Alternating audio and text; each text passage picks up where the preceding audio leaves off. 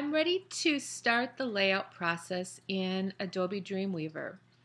I have the new document window open, and all we're really doing is creating a blank page of HTML with no pre-existing layout in place. So here I am with my blank page, and I have both the split, the code view and the design view. I'm in the split mode, but feel free to use whatever you're comfortable with as you're working in Dreamweaver. The first thing I want to do before I bring anything onto the page, text, links, graphics, or otherwise, is save this file so that there are correctly written links to those graphics, etc. So in an earlier video for this project, I had created on my desktop a directory called Sugar Record, and here it is.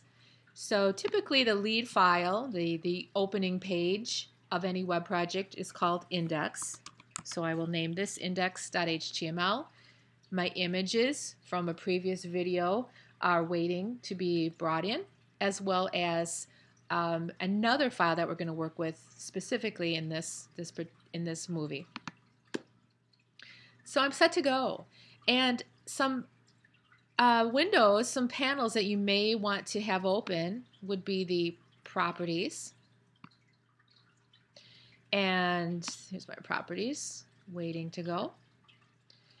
You don't really need the CSS. You may have a number of panels open that I don't, but for now, the main guy that you need to have handy, would be the properties. In the very first movie for this project, we created a snapshot of the entire composition that was put together in Photoshop. There's no sense, recreating the wheel at this point. We know what we want the layout to look like. We've done the hard work already of the design portion of the project in Photoshop. So we're going to use that snapshot as a guide, as a map to place the Dreamweaver elements on top of. So to do that, we're moving into the Properties panel. We're choosing the big button called Page Properties. And on the left-hand side, you'll see some navigation. And we're going to move right down to Tracing Image.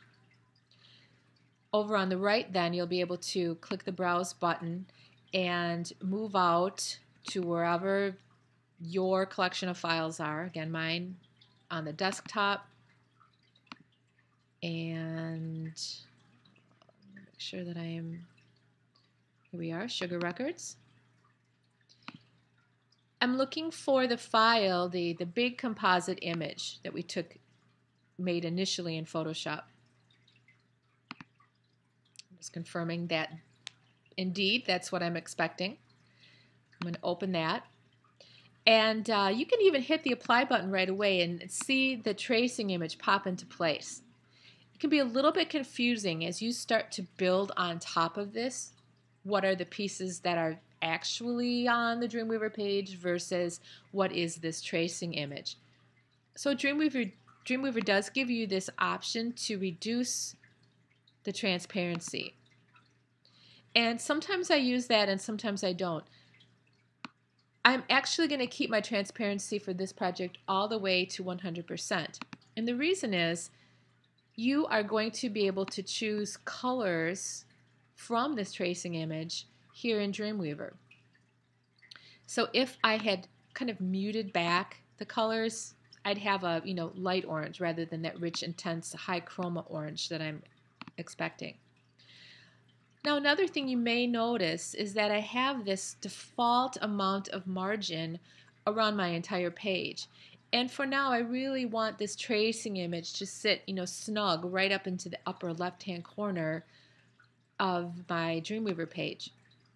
So now that I have the tracing image in place, I'm going to move back up my navigation to Appearance, CSS, and at the bottom of that section, I have the margins, and this is the margin for my entire page.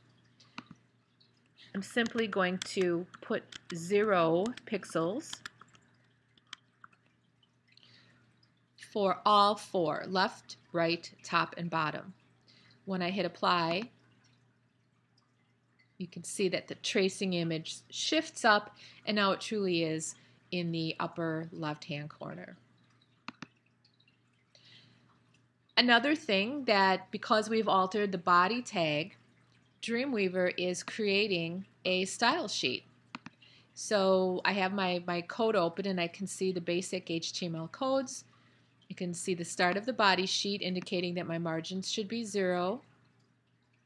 And I also have in the body tag now kind of a nod that yes, we are using this sugarrecord.gif as a tracing image.